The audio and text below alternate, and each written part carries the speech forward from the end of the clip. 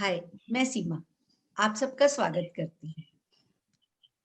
लड़कियां और लड़कियों को एक ऐसी चीज मिली हुई है जो कि एक बहुत खूबसूरत सी है, जिसके अंदर एक नए जीव का जन्म होता है, एक नई सांस शुरू होती है। तो ये सिर्फ लड़कियों को ही मिली हुई है, यूट्रस, और उसका ध्यान रखना बहुत जरूरी होता है। तो उसका ध्यान रखने के लिए हम लोग कुछ बातें करते हैं। तो आज की डेट में एक बहुत बड़ी प्रॉब्लम हो रखी है, पीसीओडी बहुत ज्यादा सुनने में आती है।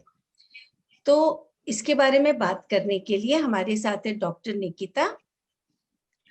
She is Hi. गायनेकोलॉजिस्ट या Hello. And Amit sir, yoga guru. तो आज हम लोग अपनी बातें शुरू करते हैं। या तो मैं पहले निकिता से पूछती हूँ कि निकिता, व्हाट इज पीसीओडी? क्योंकि पहले ये चीज सुनने में नहीं आती थी, कुछ साल पहले तक, लेकिन आज की डेट में हर कोई, हर दूसरा तीसरा बंदा ऐसा लगता है कि पीसीओडी की बात कर रहा है। तो प्लीज आप हमको बताओगे उसके बारे में। PCOS हाँ, PCOS एक बहुत ही कॉमन प्रॉब्लम इसलिए इतना डिटेक्ट हो रही है क्योंकि लोग उतने अवेयर हो गए हैं कि PCOS नाम की कोई बीमारी होती है। पहले लोगों को इतना आइडिया नहीं होता था। पहले भी ये डिजीज थी बट लोग इतने अवेयर नहीं थे। अभी 10 में से आउट ऑफ 10 8 लोगों को PCOS होता है। तो ये कोई बहुत बड़ी बीमारी नहीं है, ये सिर्फ एक हार्मोनल इम्बैलेंस है जिसके बहुत सारे सिम्टम्स होते हैं जिनको रिकॉग्नाइज करना पड़ता है। जैसे कि जनरली लड़कियों को मेंस्ट्रुअल इरेगुलरिटीज होती है, कंसीव करने में प्रॉब्लम होती है, डिपेंडिंग अपॉन क्या एज ग्रुप है उसके अकॉर्डिंग अलग अलग सिम्टम्स होते हैं। ये बेसिकली एक हार्मोनल इम्बैलेंस है। ओके। अमित सर, आप भी काफी लोगों के साथ काम कर रहे हैं इस बारे में, तो प्लीज आप क्या कर रहे हैं, आप कुछ बताएंगे इसके बारे में। पीसीओडी, पीसीओडी और पीसीओएस को अगर हम देखें तो ये दोनों अलग है थोड़ा। पीसीओडी इज मेनली जनरली, मतलब अभी तक रूट कॉज एग्जैक्टली क्या है, it is very hard to say. और but overall if you see, so it is from the hormonal imbalance, and the PCOS is from the endocrine system का सही से ना काम करना। तो अगर आप दोनों को अगर एक तरीके से अगर आप देखें तो समवेयर यू कैन से कि हार्मोनल इम्बैलेंस की ही वजह से एग्जैक्टली बॉडी में जो भी चेंजेस आ रहा है वो। नाउ मेरा एक्सपीरियंस अलग अलग लोगों के साथ अलग अलग जियोग्राफिकल रीजन में जो रहा वो ये कि दो पहले भी चीजें थी, बट अभी की टाइम पे अगर हम देखें तो चीजें थोड़ी लाइक अभी जो रिसेंट स्टैटिस्टिक्स है, around 22% of the Indian womens are suffering from PCOS. और इस 22% में अगर हम मेनली देखें तो इसका मेन रूट कॉज अगर हम ऐसे निकालें तो मॉडर्न लाइफ स्टाइल, हमारे खाने खाने के तरीके, हमारे सोने में मॉडर्न लाइफ स्टाइल, जैसे कि किसी काम को लेके एंजाइटी होना, डिप्रेशन में चले जाना, फास्ट फूड्स खाना। तो इस वजह से अब के टाइम पे अगर देखें तो ये थोड़े केसेस महिलाओं में बढ़ रहे हैं ये। या तो हमें जी, ये केसेस बढ़ तो सही बात है, काफी रहे हैं। और ये तो ऐसा लगता है ना कि जैसे डबल चीजें हो रही है, कि आपको प्रॉब्लम्स हो रही है तो स्ट्रेस हो रहा है, और स्ट्रेस हो रहा है तो प्रॉब्लम्स और बढ़ रही है, तो Exactly. मल्टीप्लाई होती जा रही है। Actually. तो इसका ट्रीटमेंट कहाँ तक कितना जरूरी है, निकिता जी आप भी बताइए।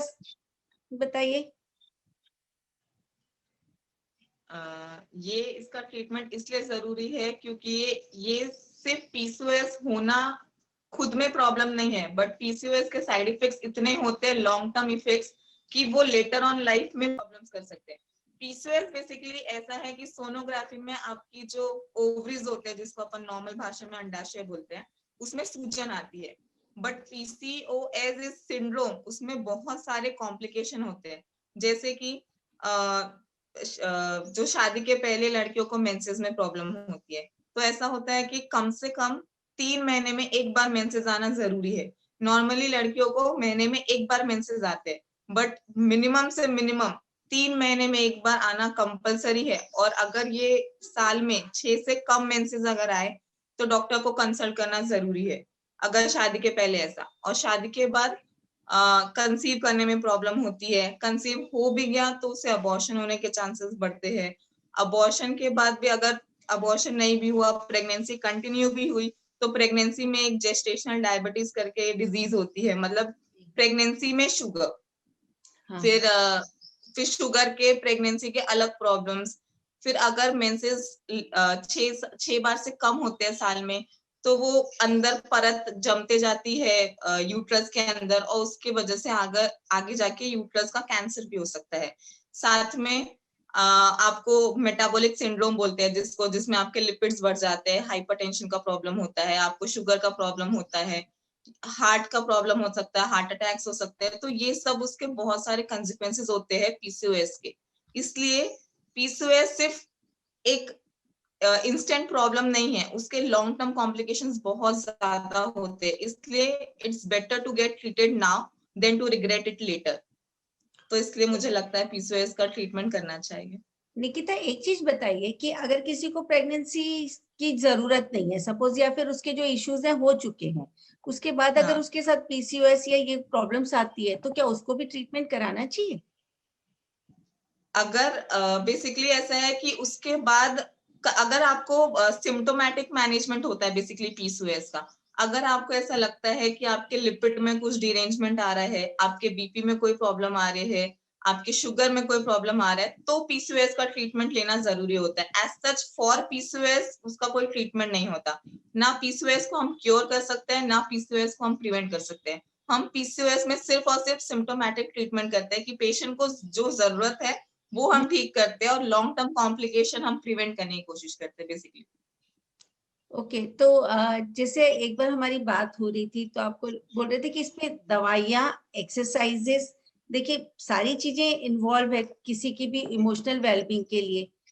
तो उसको Yes. अपने एक लाइफस्टाइल हो गया, दूसरा Yes. इमोशनल बैलेंस हो गया, एक्सरसाइज Yes. हो गई, एंड मेडिकल ट्रीटमेंट। Yes.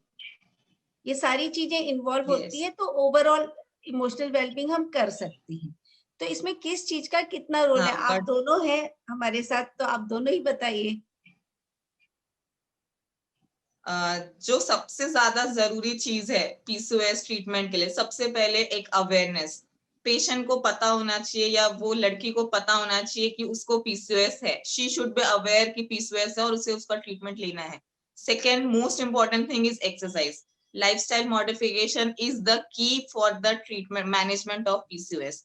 अगर लाइफस्टाइल मॉडिफाई नहीं किया तो कोई भी ड्रग्स काम नहीं करेगी। लाइफस्टाइल मॉडिफिकेशन में दोनों चीजें आती है, your diet and your exercise. So diet is also very important, and exercise just even 30 to 45 minutes of brisk walking can do wonders in PCOS treatment.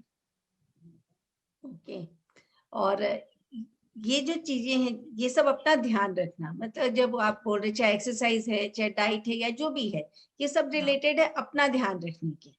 हाँ, और हमारे यहाँ बहुत सारे लोग अपना ध्यान नहीं रखते हैं, बहुत सारे रीजंस होते हैं, टाइम नहीं मिलता या उन लोग करने नहीं देते, या घर वालों की ड्यूटी है, मल्टीपल रीजंस, ऑफिस जाना है, उठ नहीं पाते, नींद पूरी नहीं हो पाती है। तो अपना ध्यान रखना, तो अपना ध्यान रखने के लिए तो ये जो वर्ड होता है एक सेल्फ लव,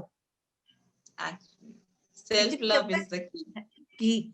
जब तक हम अपना खुद का ध्यान नहीं रखेंगे तब तक हम बाकी काम भी उतने अच्छे से कैसे कर पाएंगे, बाकी लोगों के लिए कैसे कर पाएंगे।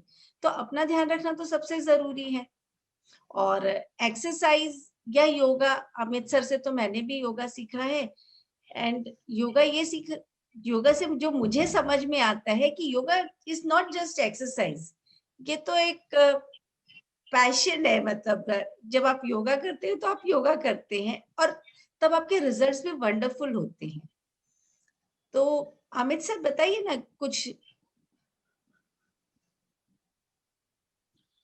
जी, जैसा कि डॉक्टर निकिता ने कहा कि मॉडर्न लाइफ स्टाइल को आपको एक्सरसाइज ठीक करना है। बिल्कुल सही है ये बात। और अगर हम आयुर्वेद अप्रोच को अगर हम लें तो आयुर्वेद में में 3 अप्रोच हैं, जो इसको हम कहते हैं आहार विहार और औषधा। यानी आहार आपका फूड या न्यूट्रिशन वाले पॉइंट को आपको सही करना, विहार यानी कि आप लाइफ स्टाइल या आपका एक्सरसाइज, और औषधा दैट इज एग्जैक्टली द औषधि, द मेडिसिन। अब आयुर्वेदिक अप्रोच में अगर हम देखें या जो एंशिएंट योगिक अप्रोच में अगर हम देखें, सो यहाँ रोगी इज रोगी यानी कि जो पेशेंट जो है ये पेशेंट स्पेसिफिक होता है बजाय कि रोग स्पेसिफिक, क्योंकि हर बॉडी की कॉन्स्टिट्यूशन अलग होती है। किसी के शरीर में वात प्रधान है, किसी के शरीर में पित्त प्रधान है, किसी के शरीर में कफ प्रधान है। सो किसी के भी शरीर में ऐसा नहीं हो सकता है कि केवल अच्छा ठीक है मतलब वात है तो केवल वात ही। अब पीसीओएस को अगर हम आयुर्वेदिक पॉइंट ऑफ व्यू से अगर हम इसको वैसे देखें तो मेनली ये पित्त प्रधान होने की वजह से, पित्त का शरीर में बढ़ जाने की वजह से मेनली आयुर्वेद में हम कहते हैं कि पीसीओएस या पीसीओडी की प्रॉब्लम होती है। अब इसमें आमतौर पे जैसे क्या होता है कि अब जैसे किसी को हमने कहा कि भाई एक्सरसाइज के लिए, तो मेरे पास ऐसे कई ऐसे पेशेंट्स ऐसे आए जो कि जिन्होंने कहा कि सर मैं जिम करती हूँ, मैं एरोबिक करती हूँ वगैरह वगैरह, और बट फिर भी ये प्रॉब्लम परसिस्टेंट है। ये ऐसा कहीं भी ऐसा स्पेसिफिक नहीं है कि आपको योगा ही करेंगे तभी आपको एग्जैक्टली रिलीफ होगा या तभी आपको बेनिफिट होगा। आप किसी भी तरीके का वर्कआउट करें, चाहे ब्रिस्क वॉकिंग करें मॉर्निंग के, जैसा डॉक्टर निकिता ने कहा कि 35 minutes of walking is can give a marvellous effect. तो सेम इवन चाहे आप एरोबिक करें, डांस करें या किसी भी चीज को करें, that will give a beneficial effect. Now इसमें अब क्या है कि खासकर बिगिनर के स्तर पे जब हम स्टार्ट करते हैं तो जनरली होता क्या है कि फोकस हाई इंटेंसिटी पे होता है अधिकतर लोगों का। रिसेंटली मेरे पास अभी एक ऐसा एक केस अभी आया जिन्होंने जो वेट लिफ्टिंग वगैरह कर रही थी और बहुत एक्सट्रीम मतलब ब्लीडिंग बहुत ज्यादा होता था, वो महीने महीने महीने में 15-15 16-16 दिन कंटिन्यूसली वो ब्लीडिंग होता था। सो आई डिस्कवर्ड दैट कि I mean she is focusing on more on high intensity. Now PCOS अगर है, then the intensity should be on instead of high intensity physical program पे, there should be workout और strengthening और flexibility वाले part focus होना चाहिए। Apart from that, equal focus should also be just given on the on rest and retention of the body. The second, generally आमतौर पे wait बढ़ने की वजह से बहुत सारी प्रॉब्लम होती है, चाहे पीसीओएस को ही नाम ले, पीसीओएस के सिवाय और भी हम बहुत सारी अगर प्रॉब्लम अगर हम देखें तो ओबेसिटी एक बहुत बड़ा एक रीजन होता है, और खासकर पीसीओएस में ड्रास्टिक वेट गेन एक बहुत ट्रिगर का काम करता है हार्मोनल इम्बैलेंस को बढ़ाने में further. So the first thing कि चाहे किसी को भी अगर पीसीओएस अगर है तो वो उसे वॉकिंग करे या चाहे कोई ऐसा वर्कआउट करे, बट वेट कंट्रोल करने के लिए हमेशा इस बात पे फोकस हो, ना कि हाई इंटेंसिटी वर्कआउट पे। एक 20 मिनट का 15 मिनट का भी अगर आप वॉकिंग अगर कर रहे हैं, that should be a good approach even. Second I will say कि एक्सरसाइज ऐसा फोकस हो कि जिसमें कि आप कंसिस्टेंसी मेंटेन करके रखें। अगर आप हाई इंटेंसिटी वर्कआउट अगर आप कर रहे हैं तो आप यानी 5 दिन 6 दिन आप जनरली नहीं कर सकते हैं।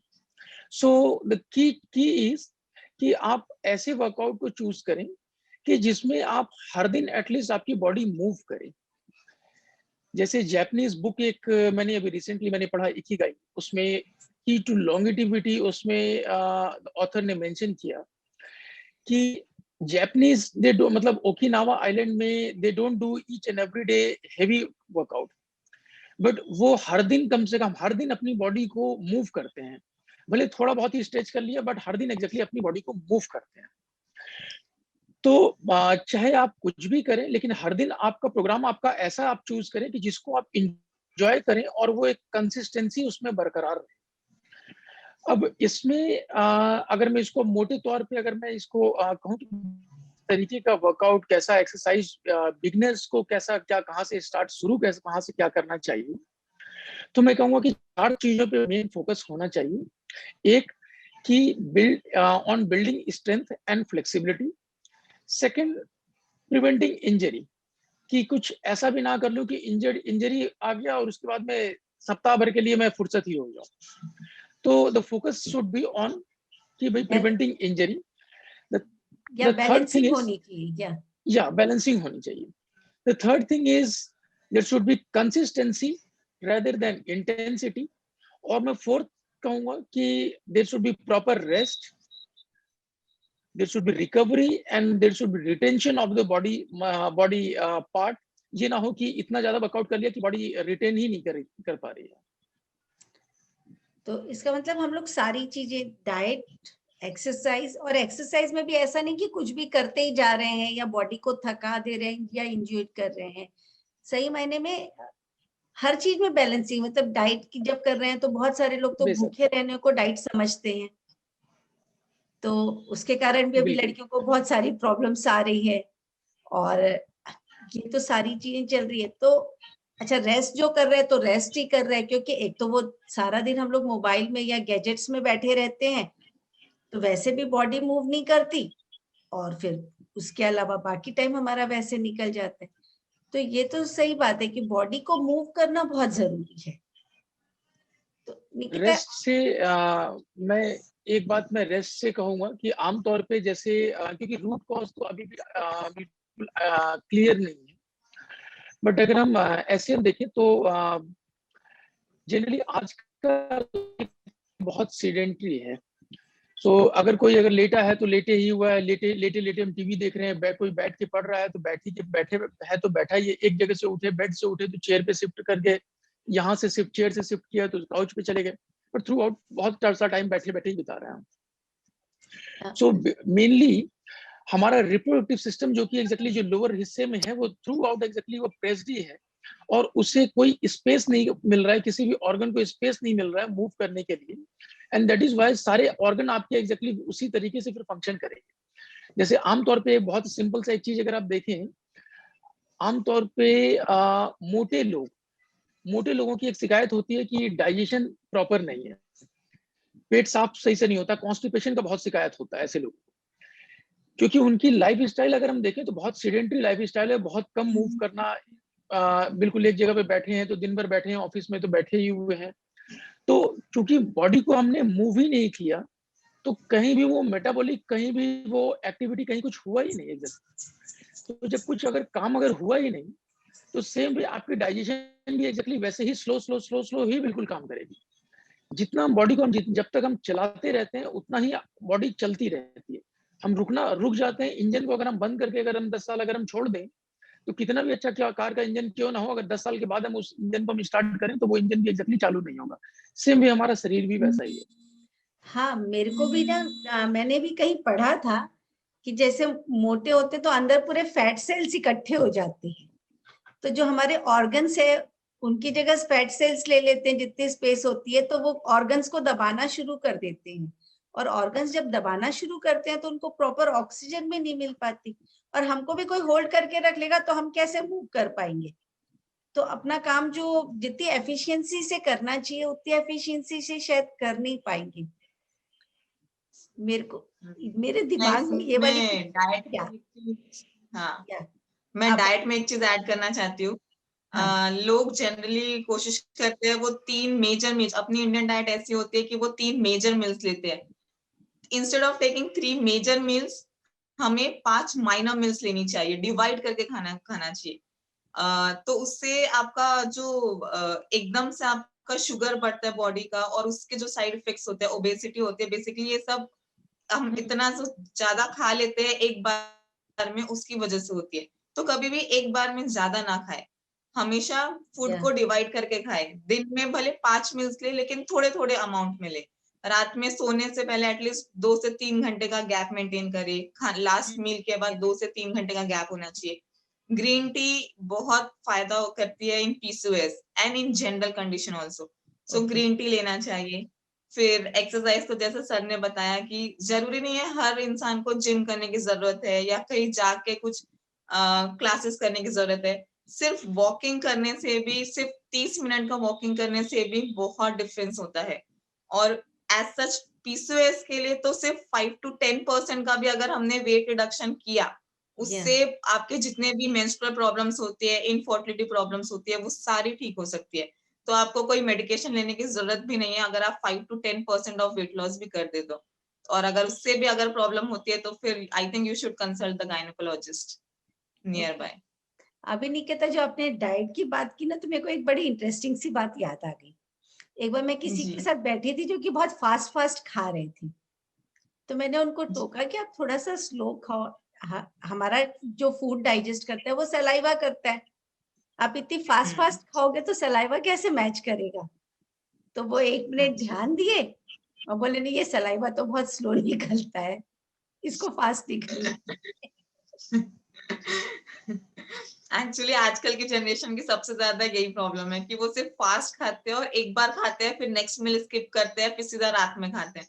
तो ये लाइफस्टाइल ही है जो बेसिकली चेंज करनी है, इसकी वजह से पीसीओएस इतना बढ़ रहा है। लोग अगर लाइफस्टाइल चेंज कर ले और एक्सरसाइज करना शुरू कर दे तो ये प्रॉब्लम ही सॉल्व हो सकती है। हाँ, तो मतलब सबसे बड़े प्रॉब्लम है कि लाइफस्टाइल। बच्चों को कैसे ओनली सिखाएंगे? लाइफस्टाइल बच्चों को कैसे सिखाएंगे? जैसा हम करेंगे वैसा बच्चे सीखेंगे, हम नहीं, फॉलो करेंगे बच्चे वही फॉलो करेंगे। ऐसा है क्या? निकिता, जैसे अब आप लोग हो, जब आप लोग अपने आसपास देखते हो, आप लोगों के ऊपर इतना सारा प्रेशर रहता है, काम का भी प्रेशर रहता है, तो जी। आपके साथ क्या बाकी लोग सब अपना ध्यान रखते हैं इतना? अभी इस कोविड एरा में अगर डॉक्टर्स हम खुद अपना ध्यान नहीं रखेंगे तो हम पेशेंट का ध्यान कैसे रखेंगे। तो हमारी तो प्रायोरिटी हम होते ही है खुद भी। इतने बिजी शेड्यूल में भी मैं मेक श्योर करती हूँ कि मैं एटलीस्ट 30 to 45 मिनट्स का वॉकिंग करूँ। बिकॉज हाँ, एक वो चीज है जो मुझे एक, उस टाइम आप म्यूजिक भी सुन सकते हो, आप वॉकिंग भी कर लेते हो, सब चीजें एक साथ हो सकती है। तो आप एक रिलैक्स फील करते हो, आपका दिन कितना भी हेक्टिक क्यों ना हो, सिर्फ 30 मिनट्स का वॉकिंग कर लो विथ म्यूजिक, बहुत बहुत सुकून मिलता है। तो मैं एक तो अपने एक्सरसाइज पे ध्यान देती हूँ, प्लस मेरा डाइट, मतलब मैं बहुत डाइट कॉन्शियस हूँ। मुझे डाइट अपना परफेक्ट चाहिए, मैं ज्यादा ऑयली नहीं खाती, मैं ज्यादा बाहर का नहीं खाती, फास्ट फूड नहीं खाती। तो बेसिकली डाइट एंड एक्सरसाइज, और हम इस कोविड एरा में एक्चुअली इम्यूनिटी ही चाहिए जो बेसिकली डॉक्टर्स को खुद को और इन जनरल सारे लोगों को, इंडिया के लोगों को आई थिंक रखना चाहिए। हाँ, ये तो आपकी स्किन से दिख रहा है। Thank you. या अमित सर कुछ जोड़ेंगे?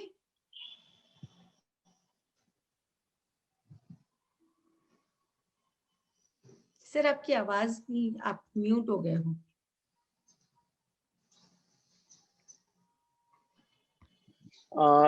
जी, मैं आयुर्वेदिक डाइट पीसीओएस के पेशेंट को कैसे हेल्प करता है उस पर थोड़ा प्रकाश डालूंगा। कुछ रूल्स हैं आयुर्वेद में जो पीसीओएस के पेशेंट को फॉलो करना चाहिए। जैसे पहला है उष्णमानीय मासनीय, जिसका मतलब है कि आप गर्म खाना खाएं। तो खाने को कभी भी आप 3 घंटे से ज्यादा ठंड मतलब यानी कि होने के बाद नहीं खाएं। या ये पीसीओएस के लिए ही नहीं, इवन आमतौर पे सभी के लिए है कि होता क्या है कि जब हम किसी भी खाने को 3 घंटे से अगर ऊपर अगर हम छोड़ देते हैं, या खाने को अगर आप ऐसे भी मैक्स टू मैक्स 5 घंटा, अगर हम बाद में अगर खाने को अगर ऐसे खाते हैं, तो आपने देखा होगा कि लोहे को, कितना भी अच्छा लोहा हो, लोहे को अगर आप बारिश हुआ, बारिश के बाद में आप ऐसे खुले एयर में उसमें रहे उस पर जंग लगना लग जाता है, क्योंकि ऑक्सीडेशन का प्रोसेस होता है, रस्टिंग हुआ।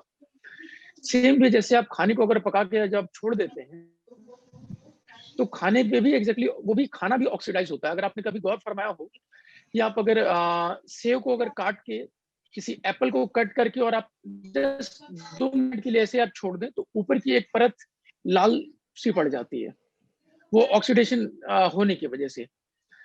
अब वो ऑक्सीडाइज अगर अगर कोई ऑक्सीडेशन के प्रोसेस की वजह से लोहे जैसे चीज को अगर वो कमजोर कर सकता है, तो जस्ट इमेजिन कि आपके शरीर के अंदर जाने पे वो क्या इफेक्ट देगा। तो एक तो पहले कि कभी भी खाना जितना हो सके कि तुरंत खाएं। दूसरा है कि आपके डाइट में गुड फैट्स एडेड हो। I mean fat, good fats का इतना ये भी मतलब नहीं कि अब अति सर्वत्र वर्जिते वही कहावत है, तो अति भी नहीं मचाना है। सो गुड फैट्स में जैसे गाय का घी पीसीओएस के लिए हाईली रिकमेंडेड होता है। गौघृत घी या डेयरी प्रोडक्ट्स, हाँ मिल्क, दूध मनाही होता है, दूध नहीं लेना है, या डेयरी प्रोडक्ट्स ऐसे नहीं लेना को आयुर्वेद में हम दवाई के रूप में देखते हैं। या इवन दिस काउ मिल्क और ये वो, तो इनको हम ऐसे रेगुलर इसमें हम नहीं लेते हैं। ये गौघृत का उसमें यूज कर पीसीओएस के पेशेंट के लिए वो बड़ा लाभकारी होता है। थर्ड ही आप राइट अमाउंट में खाएं, ज्यादा ना हो कि जैसा कि डॉक्टर निकिता ने कहा कि 5 मील्स में 5 छोटे छोटे मील्स में लेने के लिए। आयुर्वेद में भी से कि खाने को आप उतना ही लें कि जैसे आपके मुंह में सलाइवा बनना बंद हो जाए, तो यानी कि आप कॉन्शियस ईटिंग हो। As long as you are just eating, तो आपके मुंह में सलाइवा बनता होगा। जब आपको सही टाइम पे भूख लगती है तो खाना है, ना कि आपका पहले का डाइजेशन, पहले का कल रात का खाना डाइजेस्ट नहीं हुआ और दूसरे दिन हम नाश्ते में आमतौर पे हम उसके बावजूद भी फिर भी क्योंकि दिमाग में बैठा हुआ है कि अच्छा नाश्ता लेना है, नाश्ता लेना है, तो हम नाश्ता, हम चाहे रात का खाना पचा हो या ना पचा हो तब भी हम ले लेते हैं।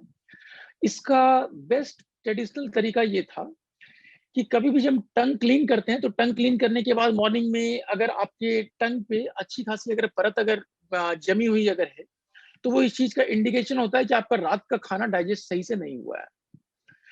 ऐसे टाइम पे आप सेफली बिल्कुल नाश्ते को स्किप कर दें, क्योंकि आपका रात का खाना डाइजेस्ट नहीं हुआ है और आप ऊपर से जो भी फूड नया एक जो डालेंगे वो ऑब्वियस है कि जब रात का ही खाना नहीं अगर डाइजेस्ट हुआ है तो मॉर्निंग का खाना कैसे आप डाइजेस्ट करेंगे।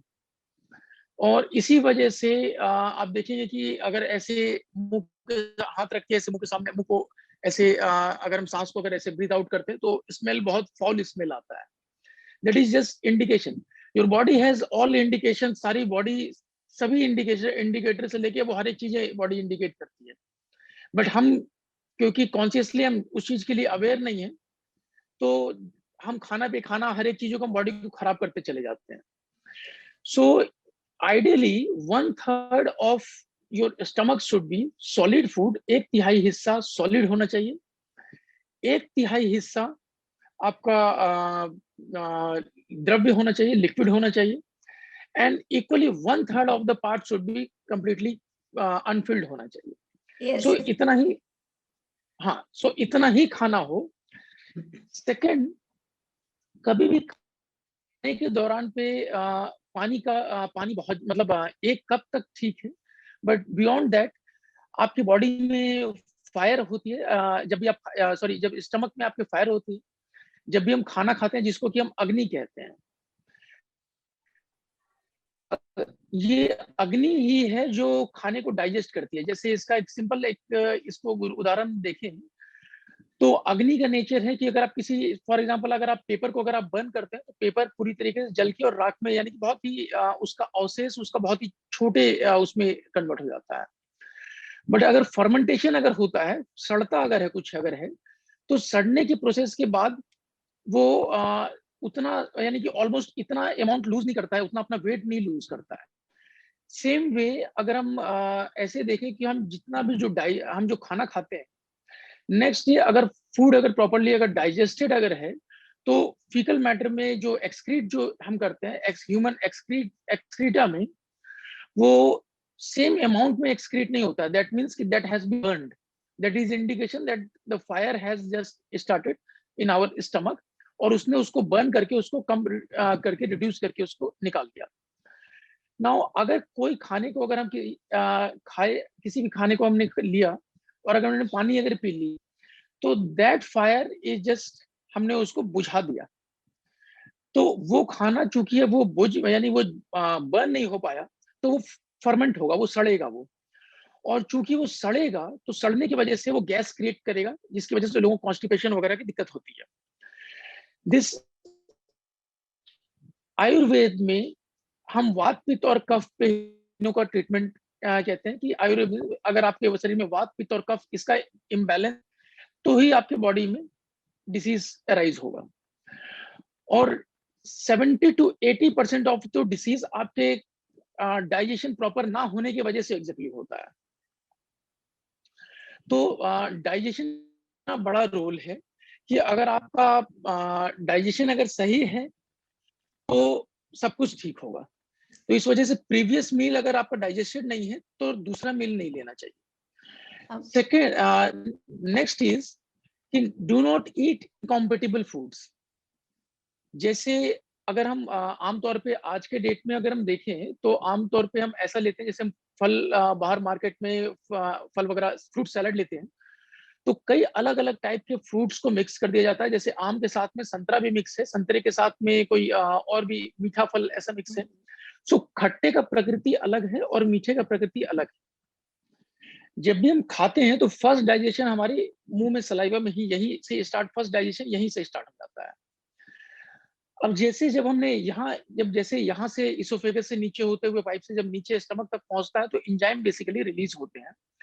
और एंजाइम को आपने पहला इंडिकेशन दिया, जैसे आपने मीठा फल खाया, मैंगो मैंने लिया, तो पहला इंडिकेशन दिया कि बॉडी ने एंजाइम रिलीज किया कि अच्छा ठीक है, मीठे के लिए मुझे एंजाइम रिलीज करना है, मीठा कुछ आ रहा है और मीठे के लिए मुझे मीठे फल को डाइजेस्ट करने के लिए ये टेस्ट है, उसको डाइजेस्ट करने के लिए एंजाइम रिलीज किया।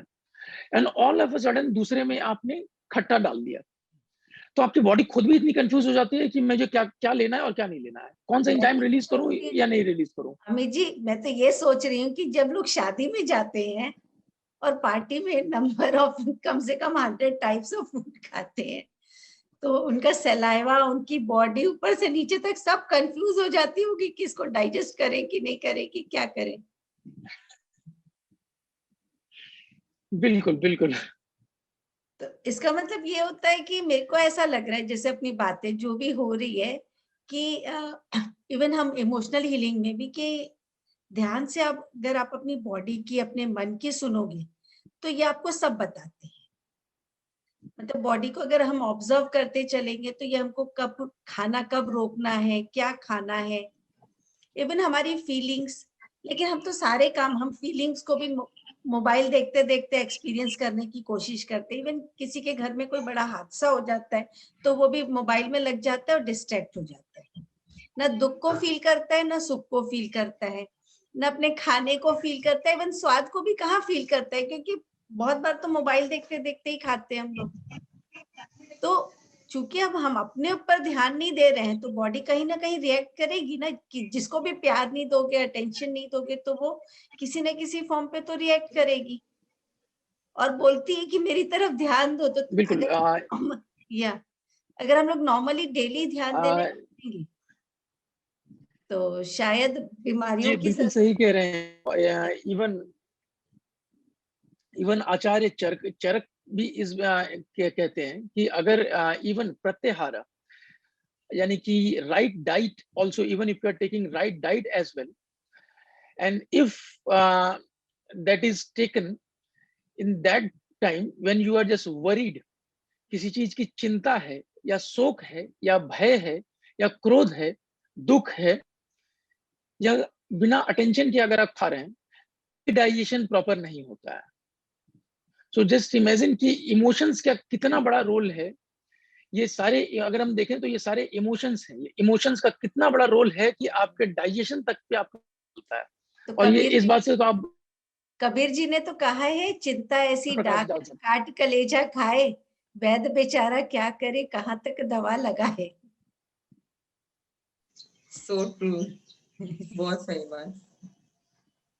तो ये तो एकदम सही है। और कुछ ऐड करना चाहेंगे?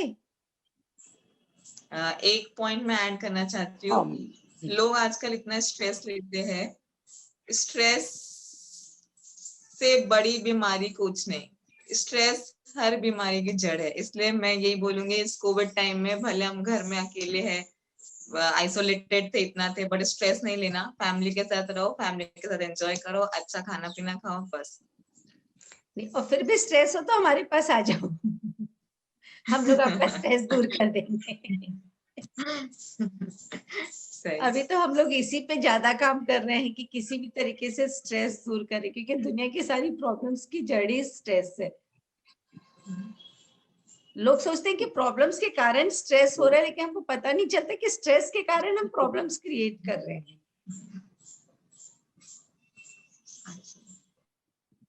तो अमित जी, आज निकिता, आज का हमारा एपिसोड तो हम यहीं स्टॉप करते हैं।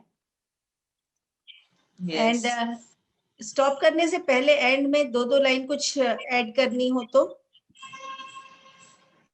डाइट, जी हाँ, मैं exercise and don't 2 take line क्या थोड़ा ज्यादा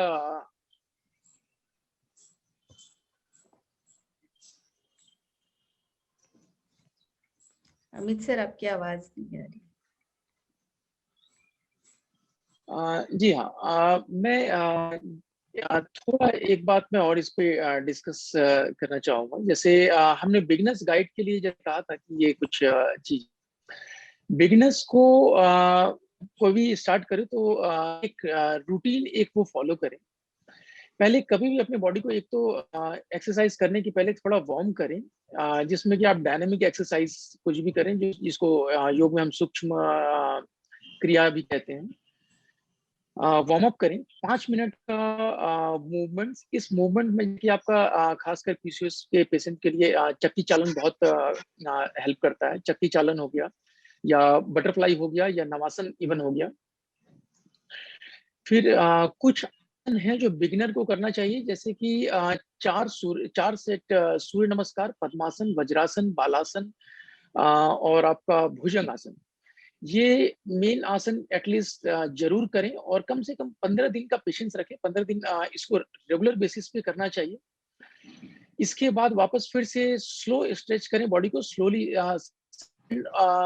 स्ट्रेचेस करें, जैसे कि हर स्ट्रेच पे 30 सेकंड कम से कम रोकें और डेली प्राणायाम करें।